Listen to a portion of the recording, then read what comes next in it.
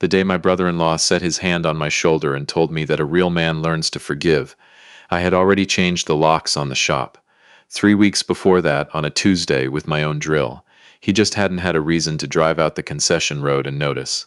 He would, soon enough. They all would. My name's Russ Calder. I'm 63 years old and I build cabinets for a living, the kind that outlast the people who order them. I didn't go looking for any of this. I want that on the record because of how it sounds when you say it out loud. People hear a man my age talking about a betrayal and they picture suspicion, a husband going through pockets, reading texts at 2 in the morning. That wasn't me. I trusted my wife the way you trust the floor under your feet. You don't think about it. You just step. Here's how it actually happened. It was the last week of February, and we'd had one of those gray Ontario thaws, where the snowbanks go to slush and then freeze again hard as concrete overnight. I'd been up in Muskoka most of that winter, finishing a big millwork contract, a lodge renovation off Highway 11, staying 4 and 5 nights a week in a motel that smelled like other people's cigarettes from 20 years back. It was the biggest job my company had ever landed. My partner and I had built that company from a two-man garage operation back in the 90s, and this contract was supposed to be the thing that set us up to slow down. I was the one on the road, sleeping in that motel, eating gas station sandwiches, while he held down the home shop. That was the arrangement. I built, he minded the store. I came home that Friday around supper time. My wife had left her old iPad charging on the kitchen counter, the one she'd stopped using when she got the new one, and she'd asked me the week before to back up the photos off it for our granddaughter's birthday, so it wasn't snooping. It was a chore she'd handed me. I sat down at the kitchen table with my coffee gone cold beside me, and I plugged it in, and the thing had synced overnight to the cloud, restored everything, every old message thread it had ever held, and there at the top, pinned, was a conversation that was still going. I read the first one, then the next. Then I quit counting. 14 months. While I was up north freezing in a motel, building the future for both of us. 14 months of messages between my wife of 34 years and the man I'd shaken hands with in 1994 and called my partner ever since. The man who'd stood up at our daughter's wedding and got teary into the microphone, said Russ and his bride are the steadiest people I know, lucky to call them family. That man. I sat at that table for the better part of 2 hours and I didn't move. My back ached and I didn't feel it. The furnace kicked on and off 3 or 4 times. I just read, every afternoon they'd stolen, every weekend I'd thought she was at her sister's in Belleville, every time I'd phoned the shop from the motel and he'd said it was quiet, slow, nothing to report. Nothing to report. You're settling in now and I appreciate that because this one goes somewhere. This is Dad's cold revenge. And before we get into the hard part, do me the one small favor of letting me know in the comments what corner of the country you're watching from. Hit that subscribe. Then come back and sit with me, because the part that matters isn't the wound. It's what a man does after. I want to be honest about the days that came next, because folks always imagine it goes one of 2 ways. Either you blow the roof off the house, throw her things out onto the lawn into the snow, scream until the neighbors pull their curtains, or you fall to pieces, can't get out of bed, drink yourself sideways. I did neither. What I felt wasn't rage. It was grief, the flat, heavy kind, like the morning after a funeral when the casseroles are gone and the house is just quiet, because the woman I'd lost was still standing in my kitchen, still there at the counter peeling potatoes, still asking did I want the heat turned up, still sleeping on her side of the bed with her cold feet against my shins the way she had for 3 decades. I'd come down in the mornings and watch her butter her toast, and I'd think, this woman looked me in the eye on a phone screen every single night I was up in Muskoka and never once stumbled. Never once. She'd say, drive safe, hon, and mean it like she meant nothing wrong was happening. I don't know how a person carries 2 faces that smooth. I still don't. I gave myself 15 minutes a day. That was the deal I made. After she'd gone to bed, I'd pull on my parka and go sit in the truck, an '09 GMC Sierra that is, hands down, the single best decision I made that whole rotten year. Parked in my own driveway. Engine off, no heat, just me and my breath fogging up the windshield and the cold coming through the door, and 15 minutes on the timer to feel every last thing I couldn't afford to let show inside that house. The humiliation. The specific, surgical kind of pain that comes from knowing that while you were giving up your evenings and your sleep and your knees to build something for the both of you, the 2 people closest to you in the world were using your absence like an open door. 15 minutes. Then I'd kill the timer, go back inside, brush my teeth next to her, and lie down beside the stranger I'd married. Now, people are going to ask, the way they always do, how a man goes 14 months and a whole winter without cluing in. And I've asked myself the same thing more than once, sitting in that cold truck. So let me be fair to the question. There were things. There always are, once you know to look back at them. She'd changed the passcode on her phone in the spring and laughed it off, said the grandkids kept getting into her games. She'd started going to her sister's more, weekends I was away, and her sister, bless her, never knew to cover for anybody because she was never actually told. There was a charge on the joint visa in November, 300 and some dollars from a men's shop in Port Hope. And when I'd squinted at it, she said it was an early Christmas thing for our son-in-law, and I never saw a gift for our son-in-law. I let all of it go. Not because I was a fool. Because when you love somebody completely, you don't audit them. You give them the benefit of the doubt, because that's what the benefit of the doubt is for. I'd do it again even knowing I think that says something good about me and nothing good about them. She told me on a Sunday, first Sunday of March. The Leafs were on, and I'd been looking forward to it the way you look forward to a small, ordinary thing when the rest of your life is on fire and nobody knows it. She came in and turned off the TV, stood there with her hands twisting that dish towel she carries around like a security blanket. Russ, she said, I have to tell you something, and I need you to just listen. I knew, I thought. I've known for 3 weeks. The Leafs play Thursday. Go ahead. What I said was, all right. She was crying before she'd said a word, which told me everything about how she'd rehearsed it, how she expected me to break and gather her up and tell her it would be okay. She said she'd made a mistake. A terrible mistake that got away from her. I let her use that word, mistake, and I held my tongue, but I'll tell you what I was thinking, because 14 months is not a mistake. A mistake is leaving the truck running at the Tims. A mistake is the wrong turn off the 401. 14 months is a decision a person makes over and over every single morning, with their eyes open. Then she told me the real thing, the reason it was coming out now. He'd told her he was leaving his wife, my partner. He'd told her he was going to file, and that she needed to be ready to come clean so the two of them could finally, in her word, be honest. There it is, I thought. Not guilt, not conscience. A clock, his clock. The whole confession was just her getting ahead of a man's timeline so she wouldn't be the last to move. I asked her one question. I asked how long she'd known he was serious about leaving. She blinked like the floor had shifted. A couple of months, she said, real quiet. A couple of months. So she'd sat across from me at this table for a couple of months, knowing she was working up to this, and still asked me every night up in Muskoka how the lodge job was coming. Okay, I said. I need some time to think. Russ, she said. I'm not yelling, I said. I just need to think. And I went and made myself a sandwich, and I could feel her watching me, and I could feel her deciding that my calm meant I was softening. She had it exactly backwards. But I didn't correct her. There's no profit in correcting somebody who's already wrong in your favor. 4 days later they came. Not just her, the whole bunch of them, arranged around my living room like a town council that hadn't bothered to read the minutes. Her mother in the good chair with her purse on her knees. Her brother, my brother-in-law, the one who played a couple years of junior hockey 40 years ago and has been the biggest man in every room since on the strength of it, standing with his arms folded by the fireplace. And her aunt, who nobody invited and who has never missed a family crisis in her life, helping herself to the bowl of mixed nuts I keep out for company and getting comfortable on my couch with my remote in her hand.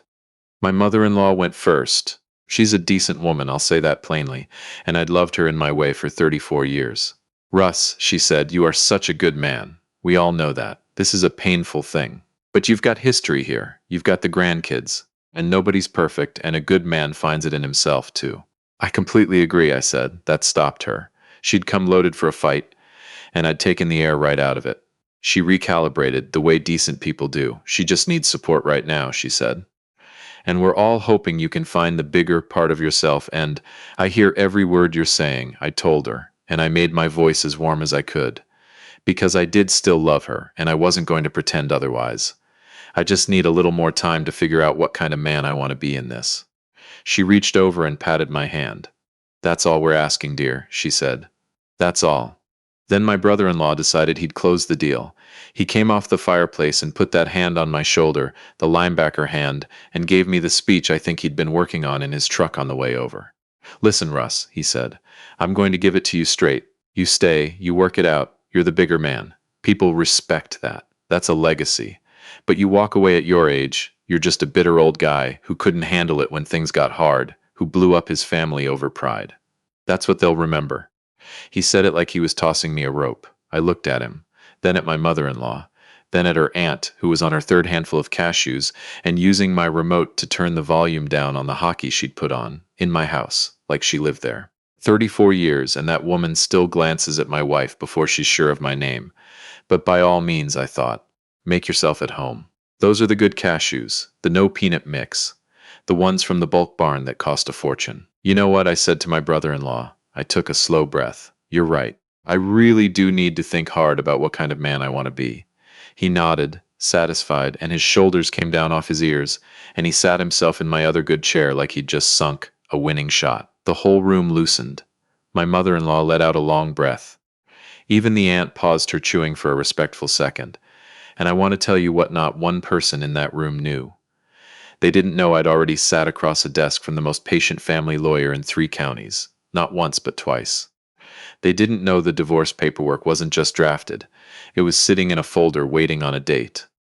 They didn't know that up in my home office, in a binder with the tabs color-coded the way I do my job estimates, were 26 documented instances of my partner running personal charges through our company that would make any judge in Ontario sit up and put down their pen. They thought they were talking to a man at a crossroads, stuck, hurting, looking for permission to do the easy thing. They were talking to a man who'd already gone down the road, signed at the bottom, and was just deciding when to let them feel the cold of it. That moment was coming, and every last one of them was going to feel it. If you've come this far with me, do an old man a kindness, smash that like button, and stay with me, because here's where the quiet pays off. Let me take you back inside those 3 weeks of silence, the ones between the night I found the iPad and the Sunday she turned off the TV, while my brother-in-law was polishing his speech, and the aunt was no doubt already eyeing my snacks. I was busy, very quietly, very deliberately. Day 3 after I found it, I phoned a family lawyer in Peterborough. Came recommended by a fellow I'd built a kitchen for who'd been through the ringer himself. She's the kind of woman who's heard every lie a marriage can produce and stopped being surprised somewhere back in the last century. I sat down across from her and laid it all out. She didn't gasp. She didn't do the sympathetic head tilt or push the box of tissues across the desk. She picked up a pen and started writing on a yellow pad with a cap chewed flat. When did you find it? 8 days ago. Have you said anything to her? No. Have you told a soul? No. She looked at me over her glasses for a good long second. Good, she said. Stop talking and start documenting. I liked her right off. She walked me through it. Ontario doesn't do fault, she said. Not for the divorce itself. The affair won't get me a nickel on its own. That's not how it works up here, and I should let go of any idea that a judge was going to scold my wife on my behalf. What Ontario does is equalization. You add up what each of you walked in with, and what each of you is walking out with, and the one who grew richer over the marriage owes the other half the difference. The matrimonial home, the one we'd raised our daughter in, gets split down the middle no matter whose name is on the deed, no matter that I'd made every mortgage payment. That stung, but I heard it.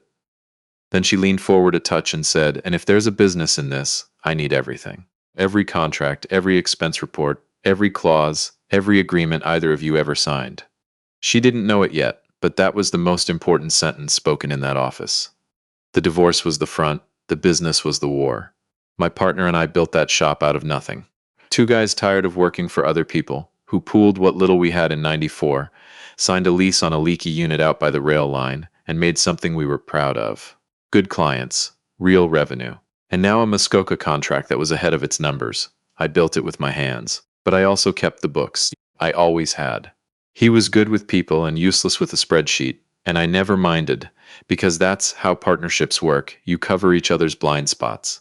So when I started going through the company records with the slow, unhurried focus of a man who has nothing left to lose, I found things. Charges on the company card, hotels, not big, not once. 140 here, 200 there, but steady. Monthly. 14 months of them everyone filed under client travel. I pulled the shop calendar against them and every single charge landed on a day he'd blocked off as a site visit. We didn't have sites that needed overnight visits in this county. There wasn't a client within 3 hours that justified a single one of those rooms. A men's watch from a jeweler on George Street, run through as a client gift, No client. Dinners for two, downtown, a thumbnail away from the home where his wife was making him supper. So while I was up north sleeping in a motel that smelled of stale smoke, paying for my own coffee out of my own pocket to save the company a few bucks, he was billing the company for the rooms where he met my wife. Our card, our company, our money. I printed every page. I built it into a binder with tabs the way I'd build an estimate for a job. And I wrote on the spine, in marker, expense review, because that read cleaner and landed harder than what it actually was, which was evidence. 26 instances. Everyone on company time, everyone on company money, everyone mine now. And here's the part the good Lord smiles on. When my partner and I set up the company back in '94, my brother had a buddy who was a sharp commercial lawyer, and he drew up our shareholder agreement and he insisted, over both our objections, that it would never matter, on a clause buried down in the back of a document neither of us had read since the Chrétien government. It said that if either partner used company assets, resources, or time for personal conduct that broke his fiduciary duty to the company, the other partner could trigger an immediate buyout at a discounted valuation and take the client contracts, the intellectual property, and the operating assets. My lawyer read it twice.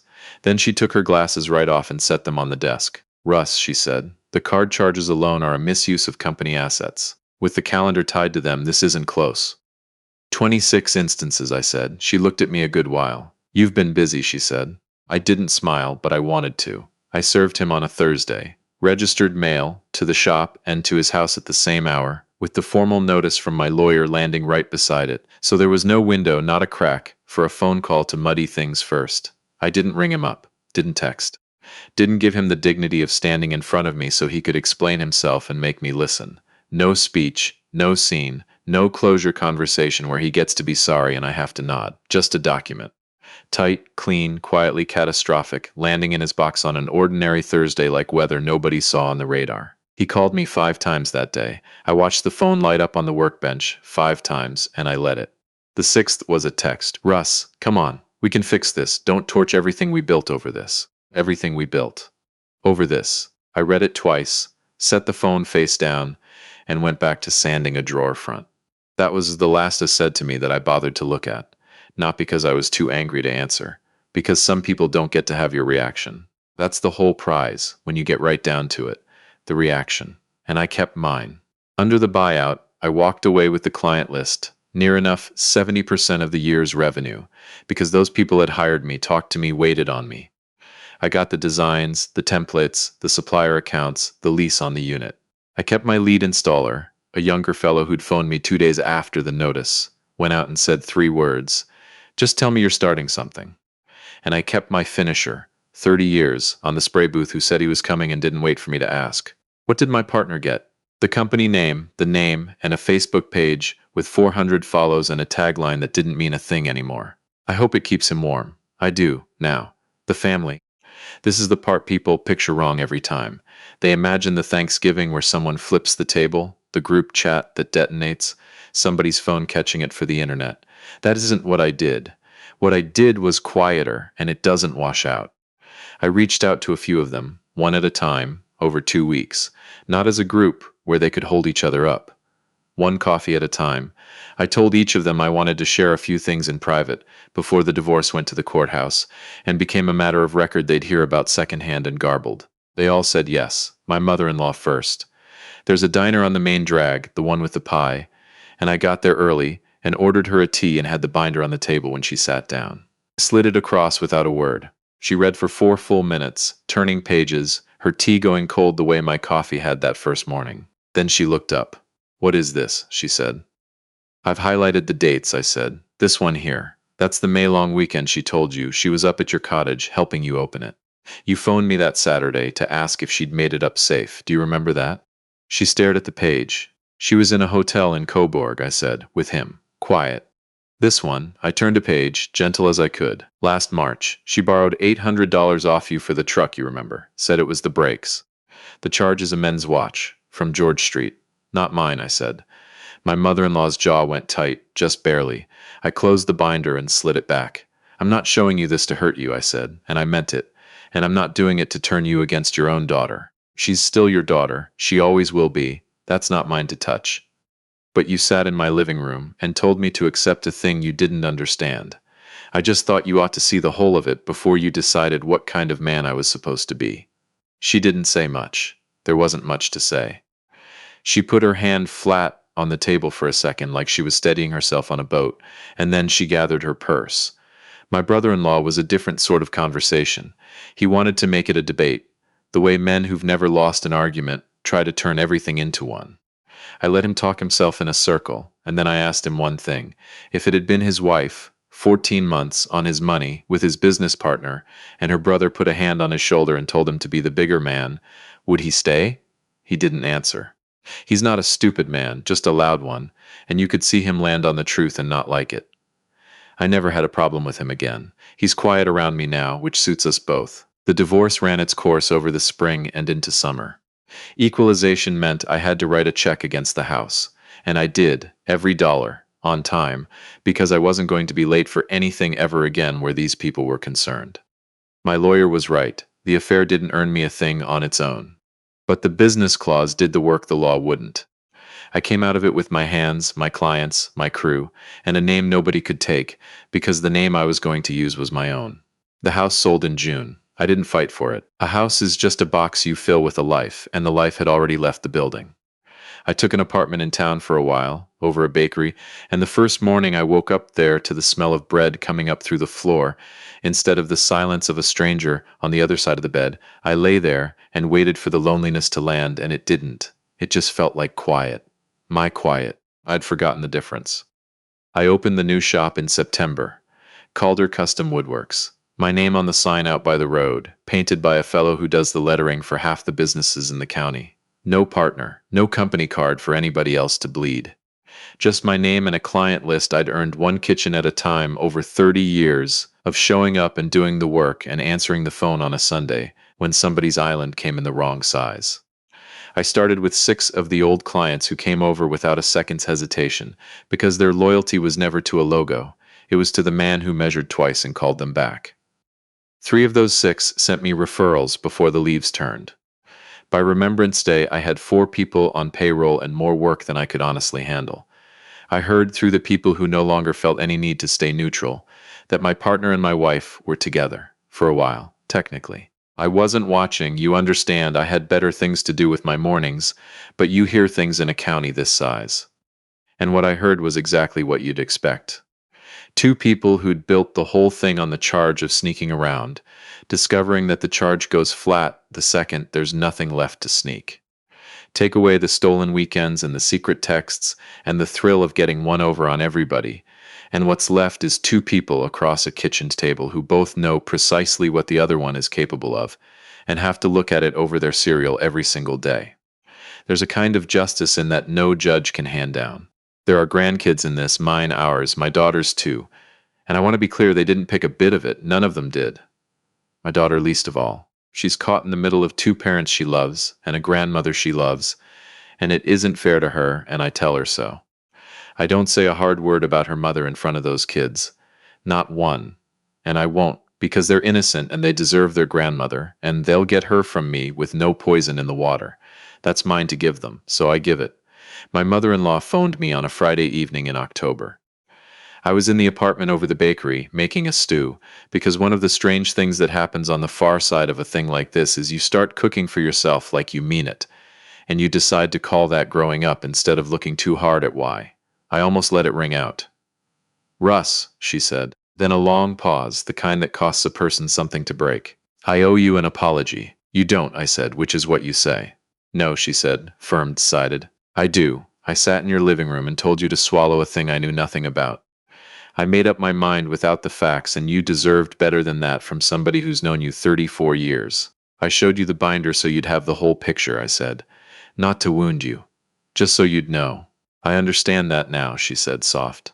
"How are you keeping?" I asked her, and I meant it. She let out a long breath. "Tired," she said. We talked a few minutes more. Nothing heavy. She asked after the shop, and I asked after her sister, the aunt with the cashews, and when we hung up I sat there in my little kitchen with the stew going and the bakery quiet below me, and I didn't feel a thing I had to brace against. I don't hate my wife. I want to say that, and have it be true and not just words. What she did was about as bad as a thing can be, but carrying the weight of it around for the rest of my days, that's hers now, not mine. I set mine down a long time back, somewhere between the cold of that truck and the first morning over the bakery when the quiet stopped feeling like a hole and started feeling like a room. I picked up a tape measure instead. It's lighter, and it's good for something. So here's what I'd leave you with. Whoever you are, wherever you're watching from tonight, they told me to accept it and move on. And the strange thing is, they weren't entirely wrong.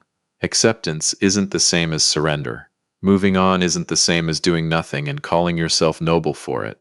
Sometimes the strongest thing a man can do is refuse to put on the show everybody's expecting, refuse to yell, refuse to beg, refuse to shrink down into the small, bitter version of himself that's so much easier for other people to manage. You go quiet. And you go to work. My wife got her fresh start. My partner got every consequence he built for himself, one company card charge at a time. My brother-in-law got an answer to a question he didn't want to ask out loud. My mother-in-law got the truth she'd earned the right to, late but honest. And I got my life back, and I built it into something steadier than the one they handed me to mourn. Better than anything any of them figured I had in me, sitting there in my living room looking like a man who needed permission. If any of this landed, hit the like, subscribe, and I'll see you on the next one. I've got a stew on, and it's mine.